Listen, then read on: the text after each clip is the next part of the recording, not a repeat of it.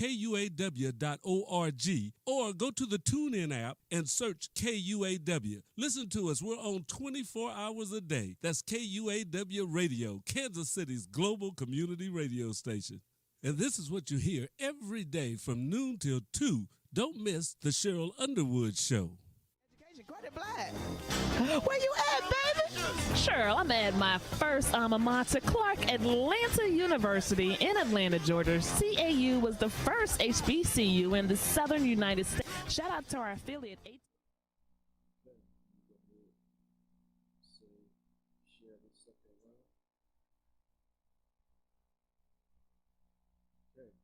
All right, this is Tyrone Gathers Jr., your host of the Source of the Inkwell, live on KUAW. Knowledge, understanding, and wisdom. Kansas City's also Kansas City's fastest growing internet radio station as well. You can check out this broadcast on a number of ways. You can hit us up at KUAW.org. Type in listen now. It'll take you right to us. You can also go to the TuneIn app on your mobile device and type in KUAW radio, as well as if you have an Echo or a Google Play. A Google Echo or an Alexa, you can say, hey, play KUAW, and it'll play for you. You can also go to YouTube, KUAW Radio. You can go to Facebook, KUAW Radio, or you can go to Periscope, Twitter, KUAW Radio. And I know there's one more. I got them all. So KUAW. Twitch, yes, the new one, Twitch. So KUAW is also on Twitch. So you can hit us up on there as well, too. Also, if you want to call in, you can go to KUAW, 816-599-6893, or you can go to KUAW985@gmail.com. Now, I'm going to share this broadcast to a couple of pages real quick. This particular broadcast is near and dear, close to me. Really, all my shows are pretty near and dear, but this one really hits home to a lot of things that I stand for. So let me share this around to a couple of pages. And if you are a friend of this station, or if you are a friend of myself, or if you are a friend of my son, now you can see, wow, it's close to home. Please share this broadcast. Let me share this to a few more pages, and then I'll go ahead and give you all my undivided attention. And of course, I got to share it to the block, because them brothers are always, they always got me. Okay, and one more, and yeah, this you'll see why, based on what the content of this broadcast is. Okay, so first of all, Happy New Year. I hope everyone had a prosperous holiday season, whether you celebrated Kwanzaa, Christmas, Hanukkah, Boxing Day, any other holiday that you celebrate. Hopefully it was a blessed one. Prayers go to my brothers and sisters who, lost family members, and it was kind of a rough holiday season for you. And also a Happy New Year, and I pray there's a prosperous New Year for you all as well also. Well, with that being said, when the holiday season comes, different families have traditions, whether it's getting together, whether it's sharing a meal, opening gifts, celebrating principles, whatever it is. I hope that, your tradition was worthwhile. Well, I had a tradition, and my tradition for a while was to not really celebrate seasonal things when it came to the particular holidays. Well, things got a little bit different. My son was getting a little bit older.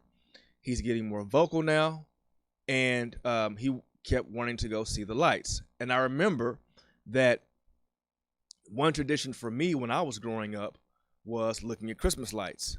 And shout out to my uncle, Tim Gathers. May he rest in peace. We lost him recently. He, when I was younger, one of my earliest memories of the holiday season was him taking myself and my sister, and I believe my cousin. I don't know if they remember, But I remember like it was yesterday, actually going down to the plaza and seeing the Christmas lights come on. And every year I've always been fascinated with Christmas lights because that to me that's like the ushering of the Christmas spirit and of the holiday season. Well, I kind of been in a funk with it for a while, and I said to myself, well, I definitely don't want to do the holiday piece this year because I lost the matriarch of our family, my aunt Teeny, in February, and then we lost Uncle Tim, in November. So I definitely wasn't, fooling with anything holiday. Well, kids have a way of pulling your heartstrings and getting you out of your holiday funk. I'm sorry, out of your mood. So my son was really wanting to see these lights, and I've been, really trying to shoot for a time for him to go. So there's one place where I used to like to go. Note I said used to because they all changed. And I told my son, I said, hey, kid, do you want to go and look at the lights with your daddy? And of course, he lit up literally like a Christmas tree. And he said, yeah. So he and I went out and picked out a tree, got a tree for him. Like I said, I was doing it for him. And he wanted to go see the lights.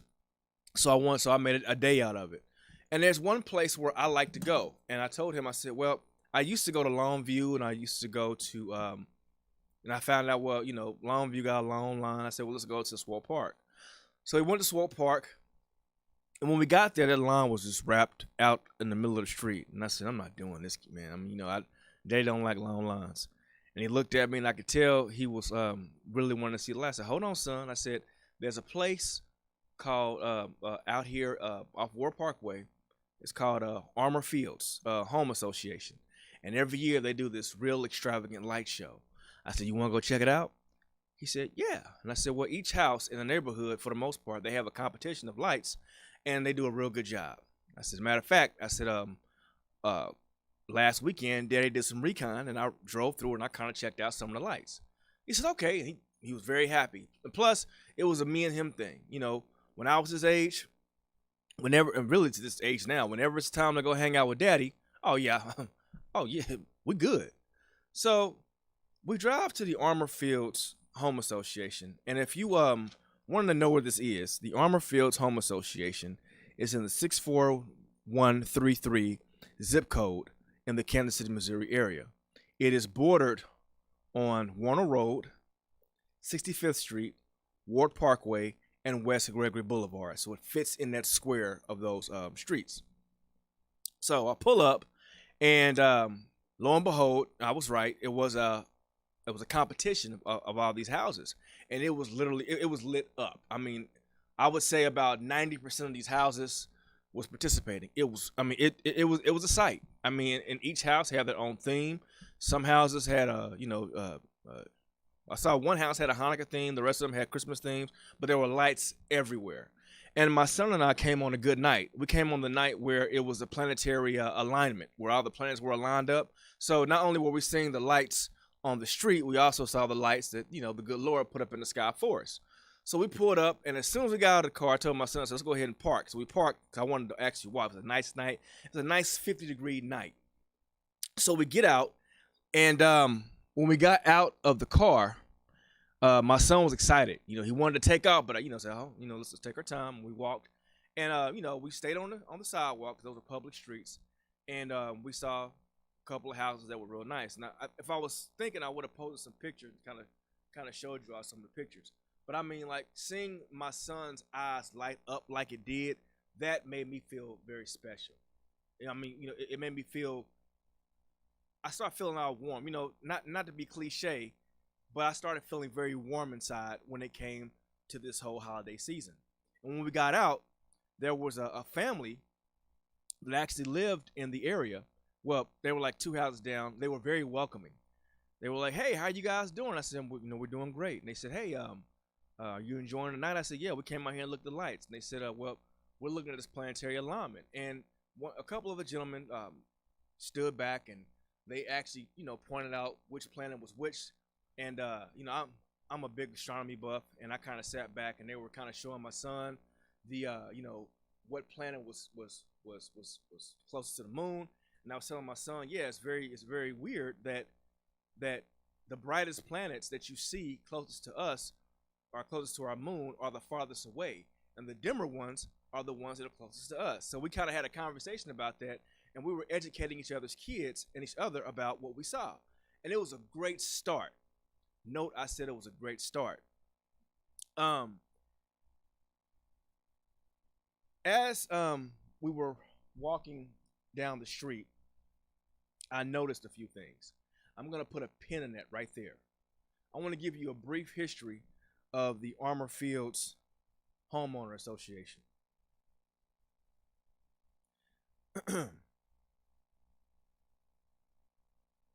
Bear with me here because I'm still kind of shook on what took place.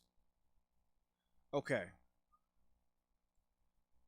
And I want to find this particular link because this one, the Armour Fields Home Association, is one of the most popular subdivisions in Brookside. In the Brookside area. It gets its name from the fact that the land was once owned by the Armour family of Chicago meatpacking fame. J.C. Nichols purchased the land in 1922 and continued with construction for the next decade. I'm going to stop right there and highlight J.C. Nichols. J.C. Nichols is known for constructing the plaza, the Country Club Plaza. The Country Club Plaza is the oldest shopping mall in the United States. Also, J.C. Nichols is responsible for a lot of the real estate in town and also the notorious, Truce Divide? Yeah. And if you're not familiar with that, Truce separates, it's a racial divide in Truce. I'm sorry, in the Kansas City, Missouri. On the east side of Truce, you see more African-American people of color homes. And on the west side of Truce, you see more white-owned homes. Matter of fact, if you got a three-bedroom, two-bathroom house on the west side of Truce, it is way more expensive, probably hundreds of thousands more than on the east side of Truce if it was the same house. So J.C. Nichols is probably one of the grandfathers of the racism in Kansas City. So with me saying that, it makes sense that my son and I experience what we experienced at Armour Fields. When we got there, of course, you're probably going to say, well, Tyrone, you were walking where you weren't supposed to be. First of all, it's a public street. If it's a public street, I can walk anywhere I want. Now, we were on the sidewalks, walking up and down the sidewalks, being respectful of people's property, observing the artwork that we saw with the Christmas lights on different homes. Not only were my son and I out there, there were other residents out there, as well as people who were parking their cars and doing the exact same thing we were doing as well. It was an actual showcase. Now, the problem that I had was a couple of things. One, I want to give a shout out to that family. I don't have your name, but I know exactly where you live. Well, I shouldn't say it like that. I know the area in which you lived, and if I could send a thank you, I would, because you all were very, very welcoming to myself and my son, and you were very hospitable. I mean, we weren't even out of the car yet for real, and you all were very welcoming for my son and I to come down and meet with you at your home. So I really respect you, and I thank you for that, because hospitality is a big plus when you got visitors. However, the other residents weren't like that. We got very, very, very unwelcoming looks. What really hurt me is my son, at the time, he was 4, he's 5, and I just had a birthday. So happy birthday, son. December 30th was your day. He's a kid, and he's very welcoming. And my son would speak to people. That's what he does. He says hi all the time. And he would speak to people and say, hello, how are you doing? And the looks that people would give my child, it made my temperature boil. I did not like that. My child's innocent. And he was a guest in your homeowner association, in your neighborhood, and he was saying hello, and he was waving, and he was being welcoming to show gratitude.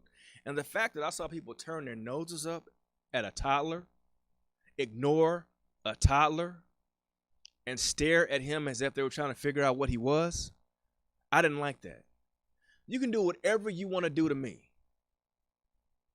Whatever. But when it comes to my child, that's where I draw the line. Also, what we experienced, we were walking down the street. My son saw me speak to people and say hello and compliment the houses. My son saw his father ignored. He saw his father disrespected. There were people that actually, the stereotypical grabbing your purse and running. There were people that did that. They would actually look at me and look at my son and literally walk off the sidewalk into the street on the other side of the street. But the icing on the cake, and this happened twice, and I'm really trying not to get emotional with this because I really sat and thought about what took place. My son and I were crossing the street, and individuals failed to yield, and we have the right of way. There were people that kept driving when a man and his 4-year-old child tried to cross the street. And the whole time, all this stuff was going on. I kept face, and I made sure my son didn't see his daddy's cage shaking. And I was a man of my word to my child. My child wanted to see the lights. I wasn't letting nothing stop that. And the messed up part about it is I'm sitting here across from Mr. Walker, who, and his wife is watching too, Mrs. Walker, and they were alive during the civil rights movement. I remember hearing some of the stories that my dad would say about growing up during that time period and what my mother would say and my mentors. It's one thing to hear somebody say what they went through, but to actually get a small taste of an experience that they went through, it was very eye-opening. So I sat there and I remember who I was. I remember who created me, and I remember who my parents were. And of course, I kind of snapped back into reality. And I walked past a group of individuals who were very disrespectful to my son and I. And I said, "Son," he said, "Yes, Daddy." I said, "Do you like these houses out here?" He said, I do. I said, "You like that house right there?" He said, "Yes." I said, "You like that house right there?" He said, "Yes." And the whole time, these people are looking at me. And I said, "Son, would you like to live out here?" He said, "Yes." And I said, "Guess what?" And he looked at me. And I said, "If you want to live out here, then you can live out here. There's nothing stopping you or your daddy for us living out here. Nobody can tell you where you can and can't live. I mean that. And if you see a house out here that's for sale and you want that, you can have it." And of course, my son smiled and said, okay, I think I might want to live out here if I want to. 4-year-old saying this. And I said it right in front of those people who disrespected me and my child. And the part that really messed me up is when my son and I was driving.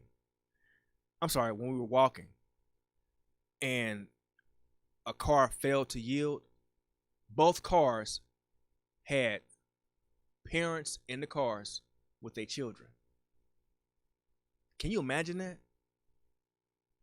Look at the lessons that I'm teaching my child versus the lessons that they're treating their child. Now, of course, for those of you who really know me, you know that I'm really big on activism. And what I did was, and after we got through, I took my son to some other places or whatnot, and we stopped by my mom's house, and she saw I was kind of shaken by the ordeal, and she gave me my time, and I drafted a letter. The letter I drafted, I posted on my Facebook page, and I also gave a version of this letter to the Armor Fields Home Association. I actually sent it to them on December 22nd, 2020.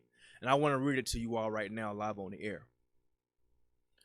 Dear Armor Fields Home Association, Each year, the houses in your neighborhood put together an elaborate light show.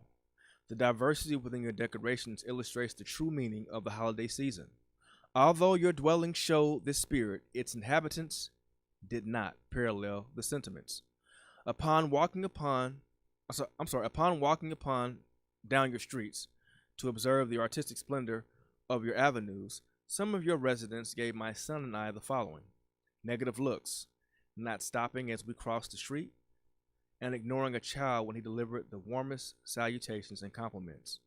Please be advised that despite how we were treated, we did not respond to your behavior with the ill images that may have been in your mind. Let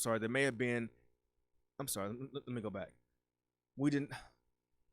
Please be advised that despite how we were treated, we did not respond to your behavior with the ill images that may have been in your minds about us. We continue to show that although we may not have been wanted by you, it did not ruin our festive expectations. With all due respect, we weren't there for you. Our mission was to share in the blessing of this season and thank God for the wonderful time that my son and I shared. Although a few extended gratitude,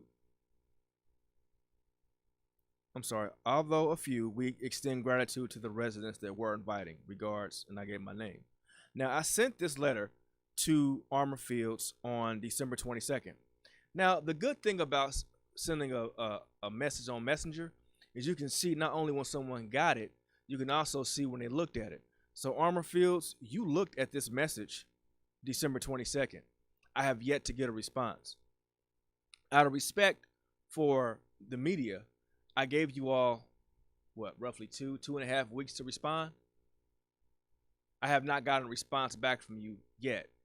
You would think that if someone wrote you a letter with concerns such as that, with concerns, and also, despite what went on with your residents, still showed respect, you would be respectful and at least respond to my correspondence.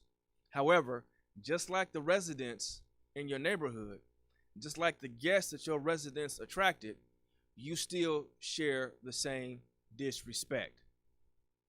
So, not only will this broadcast be showed to our viewers, I'm also going to tag your homeowner association in this broadcast so you can see that I'm not playing when it comes to my child, that I'm not playing when it comes to disrespect, that I'm not playing when it comes to ill behavior, when it comes to race.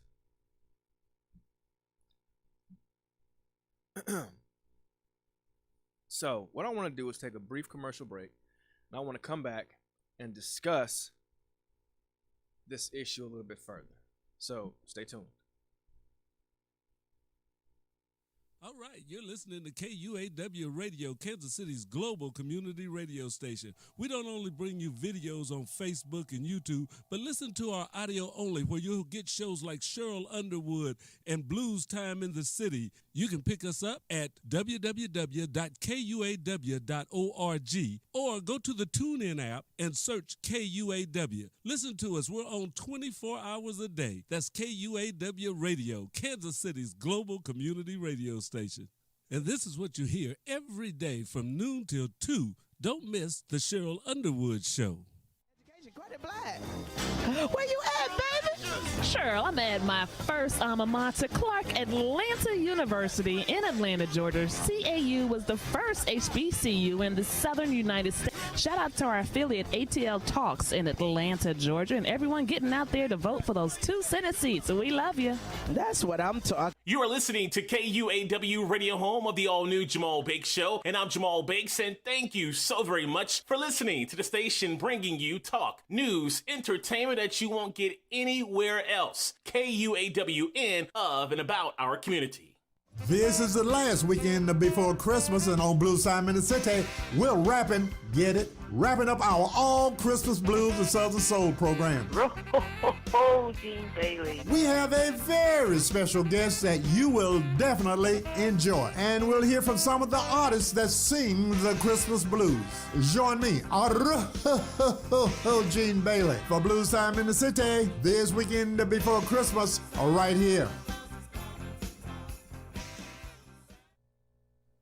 This is comedian Janelle Banks, and you are listening to KUAW, Kansas City.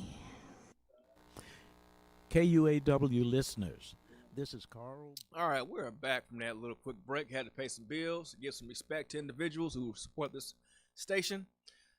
This is Tyrone Gathers Jr., your host of The Source of the Inkwell, live on KUAW, knowledge, understanding, and wisdom. KUAW is Kansas City's fastest growing internet radio station. You can check out this radio station and this broadcast and others like it on a number of platforms. You can go to Facebook, YouTube, Alexa, Google Echo, Twitch, Twitter, Periscope, and tune in and type in KUAW Radio. Or I say, hey, play KUAW Radio. You can also call in at 816-599-6893 or email us at KUAW985@gmail.com. I'm talking about an incident that occurred on December 22nd with my son and I when we went to the Armour Fields Home Association's Christmas lights. Every year they put on a very grand Christmas lights extravaganza. It's a competition amongst the households, and my son and I went out there to check out the lights. And while we were there, we experienced some very discriminatory behavior. Discriminatory behavior as far as being ignored, people avoiding us, literally walking away from us in fear, just disrespect when my son spoke to them, as well as 2 times there were some failures to yield when he and I crossed the street. So we almost got run over twice when we had the right of way. Now, please note, every resident was not like that. However, a vast majority of them were. A letter was drafted on December 22nd and sent to the Armour Fields Home Association via Facebook Messenger. My records show that not only did they get the correspondence on December 22nd, they also viewed the correspondence on December 22nd. And I have yet to receive a response. Now, one thing that I like to say is that we need to support one another in regards to actions like this, because this could be someone else's kid. It could be your child. It could be your friend's child. What we experienced was very disrespectful. It was very unwanting. Although we did go through some deplorable behavior, my son and I still handled ourselves with the utmost respect and dignity. Now, being that they all were trying to teach us a lesson, my son and I, on the way out, decided to play Fight the Power by Public Enemy on the radio as we left out of that homeowner association, because in that particular neighborhood setting, there's an element that needs to be fought. We don't stand by for discrimination on any kind in this family. Not at all. And the fact that the homeowner association could not respond back to my letter shows you what they think of my letter and people who look like me. Now, until you all can respond and give me some type of correspondence, I'm going to take what occurred to us as what it looked like, and that was racism. Now, let's look at the history of homeowner associations, because really, to be quite honest, homeowners associations are rooted in racial beginnings. Now, if you notice, homeowner associations have a price. Why do you think homeowner associations have prices?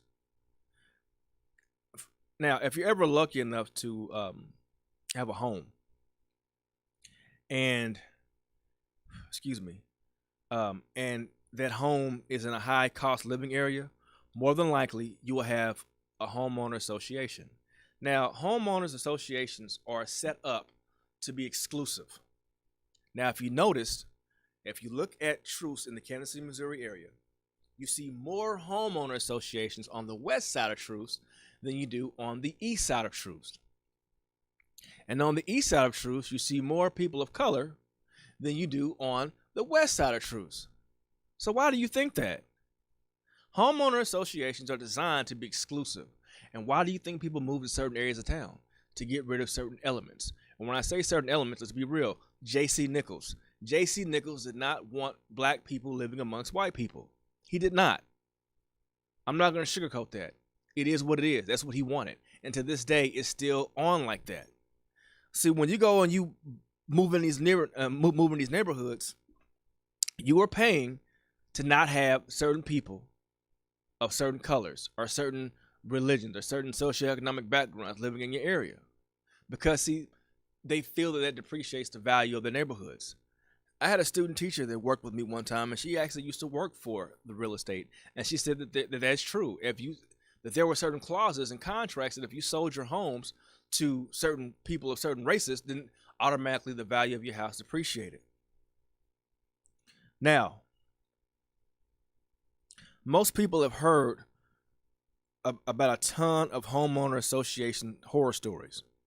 Now, this includes pet bans, sign size limits, fights over flags, and in some cases, very, very stupid rules. And now I'm going to read some of the dumbest rules that if I read them, they are kind of specific to certain things that you might stereotypically see in certain groups of people. First one, leaving your garage door open all day to prove nobody's living there, meaning that you can't store stuff in your garage. Specific rules of color of swing sets and playhouses in your backyard. Requirements for blinds rather than curtains. Horizontal blinds, the ones that are dangerous for children or pets. A rule to park all vehicles in garages and not on streets. Not drying clothes in your backyard. Note, some states say that that's illegal. Certain yard items in your home. Now I'm gonna put a pin right there. I remember we moved to Lee Summit, Missouri when we were younger, and I remember my dad was upset, and I said, "Why are you mad?" He said, "Man," I drove around the corner and I saw a house with a black jockey out in the front yard." So their homeowner association said that it was okay to have that, but not other things in your yard, which is very racist.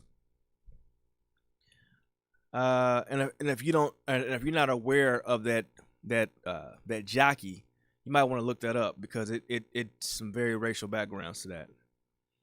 Matter of fact, one story behind behind the lawn jockey is George Washington. It goes back to, yes, one of your founding fathers had a slave, and that slave was holding the reins of his horse.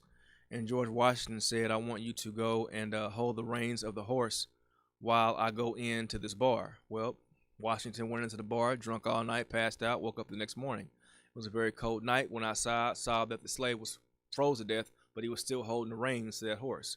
Therefore, that's one story on where this came from. And either way it goes, if you don't believe that, the fact of the matter that you got a caricature of a stereotypical African American male in your yard, that's still a problem. Requiring lawns, even in the desert. No politics or religion on your property. All of these are petty, but homeowner associations have a darker past. Now, some homeowner associations feel that when they have these dues or these rules, that it keeps out a certain riffraff.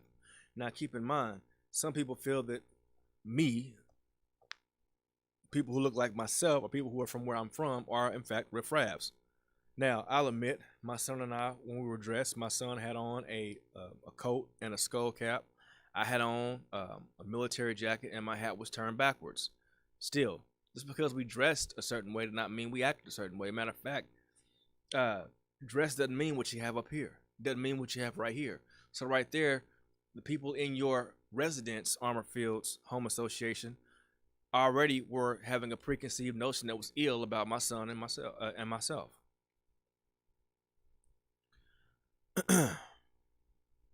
Now, let's go back to some other pieces. Now, homeowner association rules are very restrictive. And it's petty. It's pretty easy to enforce them. especially if you have people paying for the petty restrictions. Now, let's go back. Homeowner associations came in their own right in the 1950s and the 1960s. Now, during that time period, across the United States, you had a black flight. A black flight was you had African Americans who were starting to live in more areas of the town, of the city, or the town in which they were in, and they were steadily moving in areas where whites did not want them there. So they started migrating to suburbs.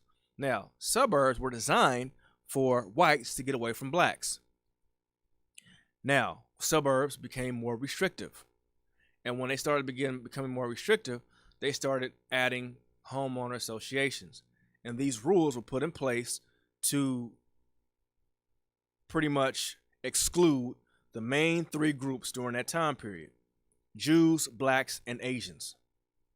Now, keep in mind, in 1948, the Supreme Court ruled that these covenants violated the Civil Rights Act of 1866. So although these rules violated the Civil Rights Act of 1866, homeowner associations still put these rules in place in the 1950s and the 1960s. So what am I saying?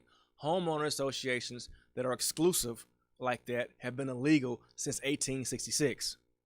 Although they've been illegal since 1866, people are still going to homeowner associations. Going to places that have homeowner associations and are actually paying dues for this restrictive, racist, illegal behavior. This meant the need for people to come up with other ways to keep out undesirables. So undesirables back then were Jews, blacks, and Asians. Now, if you look at what an undesirable is now, probably Jews, blacks, Asians, gays, LGBTQs, people of certain religious sects, probably like Muslims. All the undesirables that people of that particular status think. Now, they wanted to make sure that their neighborhood only contained the right, or rather white, kind of people. Now, you can sit up here and question and debate everything I'm saying. All this stuff is history. It's also Kansas City history, and it's still going on right now. Other races' language is illegal, but it's often still there. In 2020, I guarantee you, if you look at certain housing contracts and HOA contracts, you will see code words for undesirable people that they deem undesirable. That's in a racial construct. Just because it's illegal and unenforceable doesn't mean it doesn't have a chilling effect when people notice it. Like, we noticed the chilling effect. We knew we weren't supposed to be there. This was done through all kinds of means. It was common. For example, setting a minimum square footage of homes. For example, we do know that there are certain cultures that have large families that live with them. So if you minimize the square footage, well, you can't have all those people living in your house. This, of course, guarantees homes that were more expensive. Some local jurisdictions did this too. And also, they increased the property taxes. So they lowered the square footage, but increased the property taxes. This past year, Kansas City, Missouri had a high increase of property taxes. Why do you think that was? To get certain people out. Now, this, of course, was the simplest of all. If you allow restrictive rules, it's pretty easy to enforce them only when you feel like it. Now, in some cases, keep this in mind, when people engage in a twisted form of revenue by seeking to enforce rules that only when the person moves out and then hitting them with violation fees, it might go back to weeks or months, then that's a very jaded way of enforcing whatever rules you have. I know people that, although they bought their homes, or they're actually paying for their homes, because they violated a certain homeowner association rule, they were evicted from their homes, or they were removed from their homes. Now, in some other circumstances, if you have a homeowner of color, they may find themselves fined or harassed by petty violations, while worse ones by their white neighbors are ignored. I've actually seen this, and I've actually heard of this. Taking case, there were an Asian resident, or Asian residents in Flushings, who found themselves fined for putting up safer fences, while ugly chain links fences put up by their white neighbors were ignored. And this was in a majority Asian neighborhood, but somehow the homeowner association offices were all still white. So think about that too. If you have a predominantly black or predominantly Asian population, the homeowning association is still relatively white. Now, check this out. A few years ago, myself and some of the brothers were playing golf at Teetering Rocks golf course. Now, Teetering Rocks is right off of Nolan Road. While we were there, we were discriminated against by some of the individuals who were playing golf, and of course by the golf course master and the individual that was running the clubhouse. We reached out, and while we were there, hold on for a minute. I gotta let this person in.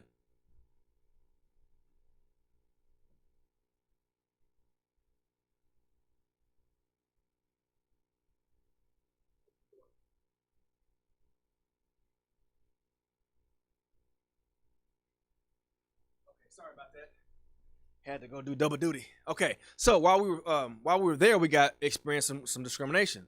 So I posted about it. It was shared around, and some black residents actually reached out to us.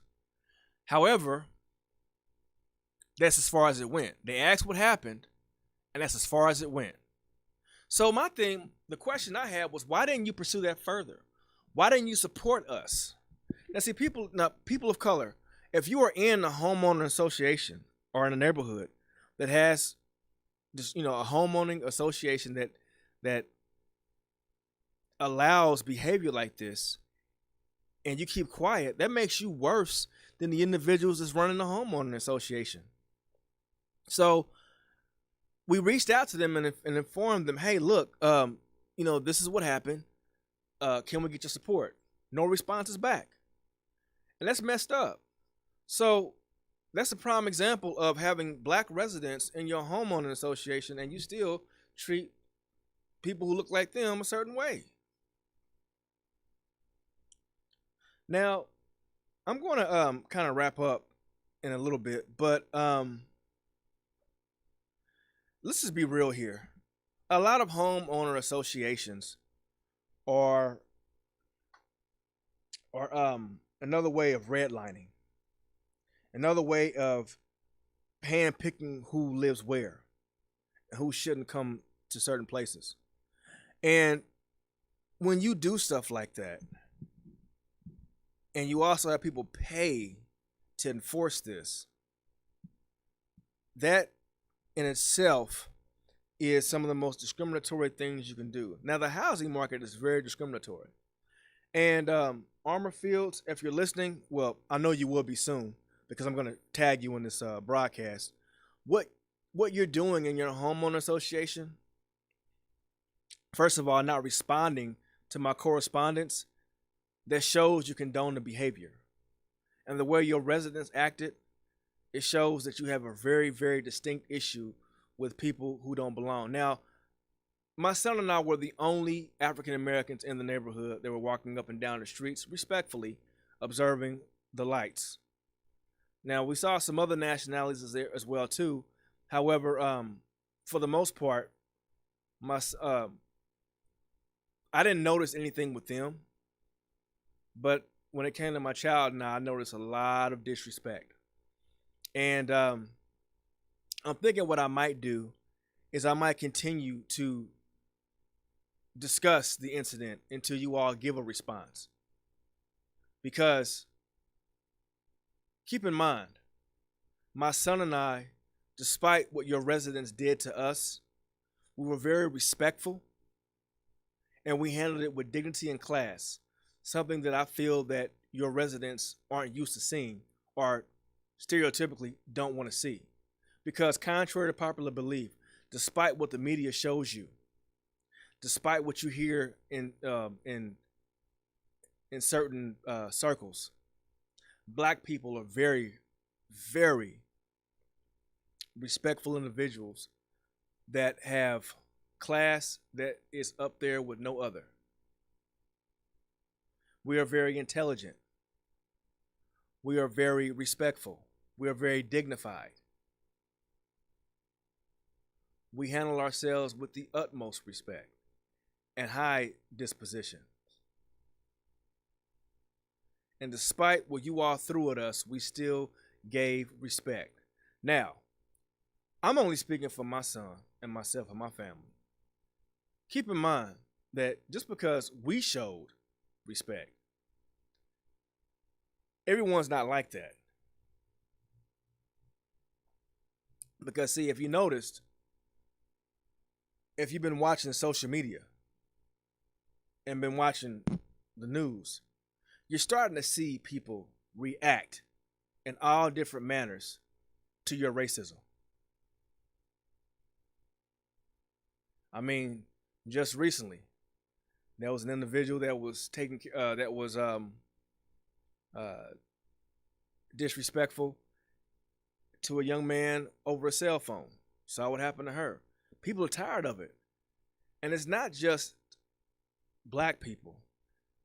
You got white people that's getting tired of y'all's mess too, Armor Fields. Because I shared this story with some of my white friends, and they are very appalled by what took place on the streets of your neighborhood. Now, see, a small piece of me wanted to go and get a bus and just pick up everybody I know that's of color and park that bus in your neighborhood and walk up and down those public streets and view those lights. Because it's obvious that some of your residents aren't used to seeing classy black folk, because we do exist. Now, hopefully, we can come to some kind of resolution on this matter, because it's one thing that, some things happened to us on December 22nd, but now you made it worse by not responding to my correspondence. I know that you saw it, but now I know that you didn't respond to it. Are you refusing to respond to it? I would like a response. My viewers would like a response. Because despite how you treated my child has a village behind him that loves him and cares for him, and it grows daily. And when this village found out what took place, they were not pleased. What took place on December 22nd and what's continuing to take place now is a stain on the reputation of the Armor Fields Home Association. If I were to buy a home in your neighborhood, or if someone was trying to buy a home in your neighborhood, hopefully this broadcast would make them think twice about that. Because I wouldn't want to live next door to someone that allows disrespect to a child. I wouldn't want to live in a neighborhood where a man and his son are almost run over crossing the street. I wouldn't want to live in a neighborhood where guests are allowed to be disrespectful to children.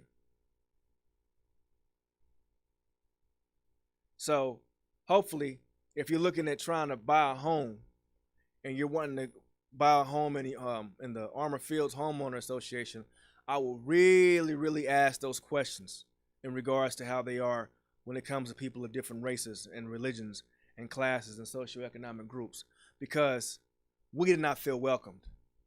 Not at all. Well, I take that back. Some of your residents were welcoming, but as a whole, we knew we couldn't stay there long. It was a very scary thing on what took place.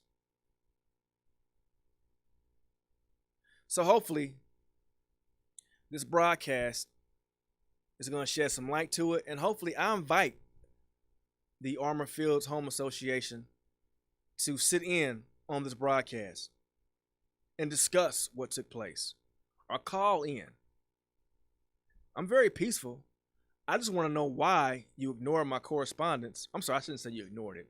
Why you have yet to respond to my correspondence, and why this behavior went on, and why it has not, and what do you plan on doing to address it? Because I looked on your webpage, I haven't seen anything about my correspondence or anything about what happened. One thing that I do is one thing that was raised to me, because contrary to what you think, I was taught by my black father to stand up for my black family, for my black child, despite who or what comes at him. Individuals in your neighborhood disrespected my child, disrespected my family, and I need answers. This is Tyrone Gathers Jr. This is the source of the Inkwell, and the Inkwell, education and activism overflows like ink. Let it stain and be permanent. God bless. Respond, Armor Fields. Respond.